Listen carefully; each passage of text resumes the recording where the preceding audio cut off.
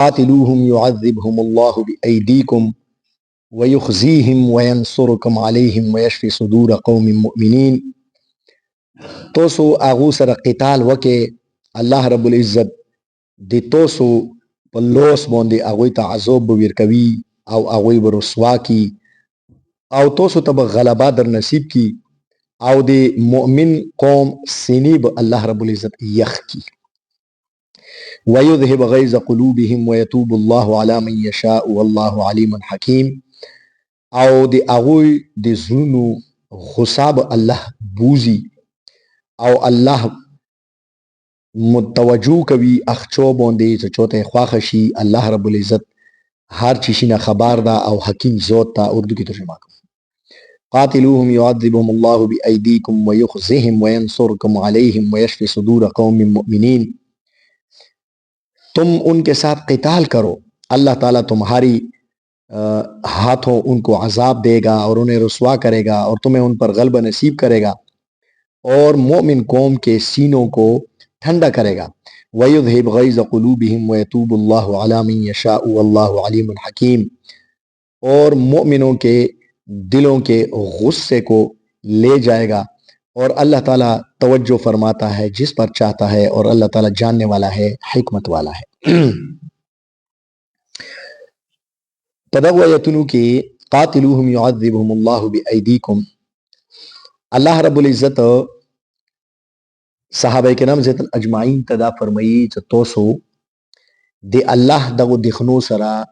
چې دغه د ایوي معاهدي پابندي نه کوي او مسجد حرام نه خالق منی کوي، د دین لپاره رکاوټ جوړوي، نو تاسو د هغه خلاف جهاد وکړئ، قتال وکړئ. اوس مخکې امتونو ته الله رب العزت څه کله د هلاکت اراده وکړله نو الله رب العزت به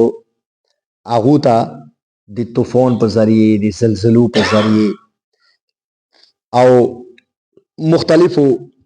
سیلابونو په ذریعې باندې هغو ته سزا ورکوله او ټول قوم به هلاک کړل. د امت محمدی صلی الله علیه وسلم باندې خو دغه جزوي طور باندې دا عذابونه راځي، خو د حضور اقدس صلی الله علیه وسلم امت باندې الله رب العزت جهاد فرض کړلو، نو د مؤمنانو د لوسه الله رب العزت کفارو ته سزا ورکوي، هغه د هغوی دپاره عذاب وګرځي. نو اوس دی آیات کې الله رب العزت صحابه کرام زیات اجمعین ته د ترغیب ورکوي چې تاسو د کفارو خلاف جهاد وکړئ. چنانچه صحابه کرام زیت اجمعین تاریخ گواه ده چې صحابه کرام زیت اجمعین په دی آیات باندې عمل وکړلو او هغوی د کفارو خلاف جهاد وکړلو. هر څنګه حالات کې هیڅ کله چې کوم دا کنه صحابه کرام زیت اجمعین هغه کفارو ته شو نه د خیلی، په هر میدان کې هغو ته شکست ورکړه ده، ویلي چې د هغو په ذهنونو کې جذبه جهاد او شوق شهادت هغه موجود. چنانچه جنگ قادسیه کې ډیر سخت جنگ وشولو، د رستم او د کوم کسرا او د هغه لښکر تقریبا 2.5 لاکھ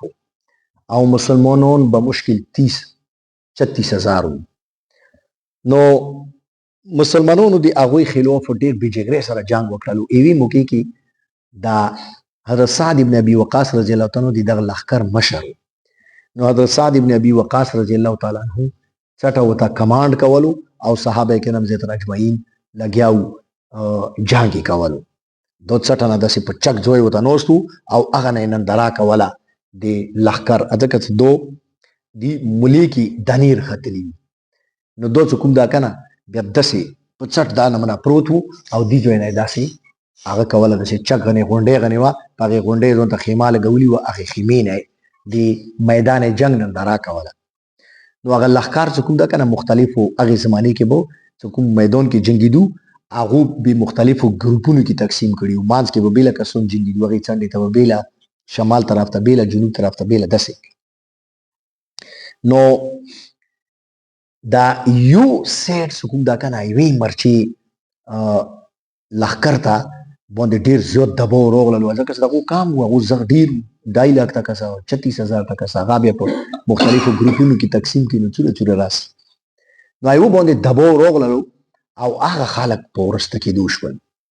نو سعد ابن ابي وقاص رضی الله عنه کله دا ولیدل نو سعد ابن ابي وقاص رضی الله عنه صحابه کرامو یو ټولی ته کوم دا کنه یو مختصر غني خطاب یو توکل ورته فرمایلو چې زه د کسان ته تاسو کې کمزوري راغله تاسو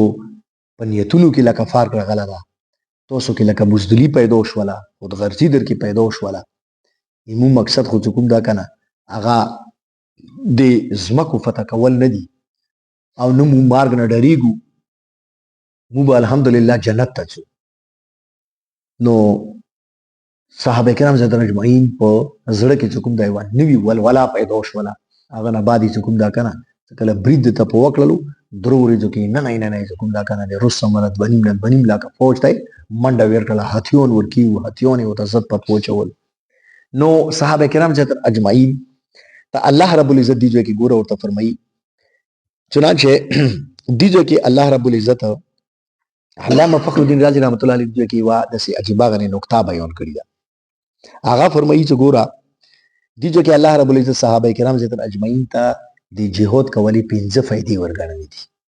ورته فرمایي چې تاسو قاتلوهم غسر جنگ وکړي تاسو ته 15 فائدې ملو شي کوم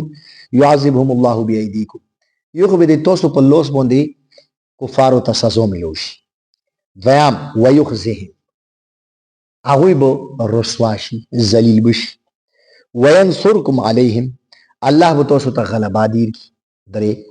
څلورم دا ویشفي صدور قوم مؤمنین د مؤمنانو زړو ته به کوم دا ټنډک ملو شي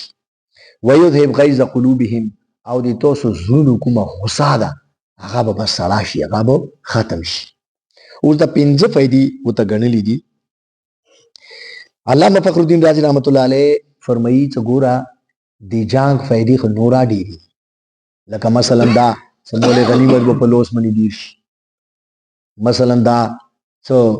د خواروکس کوک سمنونه بلوس تدیر شي وینځي بلوس تدیر شي غلامان بلوس تدیر شي دولت اشرفه دي درهم او دینار بده تلوس تدیر شي خو الله رب العزت هغه نه دي شمور کړی دی کې کشمور کړی دي اټول تقریبا د اټول خلاصا دا وزي څه دي تاسو زړه ته کوم دغه سويز رسوله دا کوم تکلیف دې تر رسوله دا کنه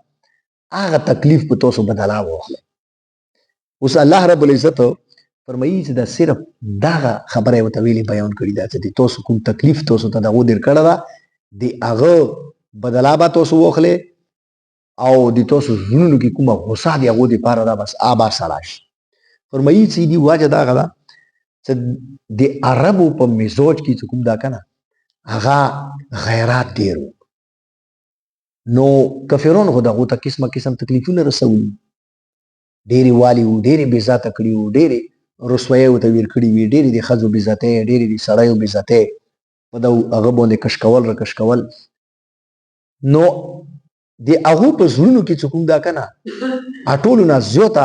ارمان دا و چې کفرونو ته مو اندانه مناسسونې ویر کړو لکه مو تیره کړي دي چنانچه الله رب العزت هغو ته هماغه فایدې ور وګڼلې چې کومو ته چې کوم د هغو مشتکمن لہذا ورته اندا خبره وکړه چې کچيري تاسو جهاد وکې نو جهاد په بدل کې به کوم دا کنه هغه تاسو ته دا فائدې ملو شي چې دا تاسو سره کوم ظلم او ستم کړه دا هغه ظلم او ستم به کوم دا کنه دغه بدل به تاسو ته ملو شي علامه فخر الدین رازی رحمت الله علیه بل نقطه لیکلی دا هغه فرمایي چې دی آیات نه ګوره الله رب العزت ټکه استعمال کړه دا ويشفي صدور قوم مؤمنین د مؤمن قوم په سینو کې به الله رب العزت ठंडक وچي اوس الله رب العزت د سیاو ته له صحابه کرام ته چې تاسو په ژوندونو کې به ठंडक وچي صحابه کرام ته الله رب العزت خطاب کې دا نه فرمایلی چې تاسو ژوندونو کې بلکې ورته فرمایلو چې د مؤمن قوم په ژوندونو کې به ठंडक وچي یعنی صحابه کرام ته د مؤمن خطاب ورکړ او الله رب العزت ظاهر خبره د مؤمن خطاب څخه ورکوي هغه مؤمن ته ورکوي چې اختیار مؤمن نو دینه دا معلومه شوله چې د صحابه کرام زیات اجمعین ته الله رب العزت قوم مؤمنین څه ویلو نو دا د رښتیا مؤمنین وو، حقیقي ایمان والا خلک انداغه وو. لہذا د صحابه کرام زیات اجمعین په ایمان کې شک کول دا ډیره لویه ګمراهي ده. چنانچه یوه فرقه ګوره شتو ده هغه صحابه کرام زیات اجمعین ته نعوذ بالله منافق نه یی، کافر نه وته یی، د اسلام دښمن نه ورته یی. الله رب العزت خو گوی دا ورکوي چې هغه مؤمن قوم ده. او ځنه خلک چې کوم دا کنه بدبخت هغه د پیغمبر علیه السلام پیغمبر علیه السلام هغه صحابه کرام مخلص صحابه کرام هغه د پیغمبر علیه السلام د پاره خپل جان مال بول بچ هر څه قربان کړو، هغه باندې د منافقت الزام لګوي. الله رب العزت فرمایي چې ويتوب الله علی من یشاء، چې چوته دی الله خوښ شي الله هغه باندې توجه کوي.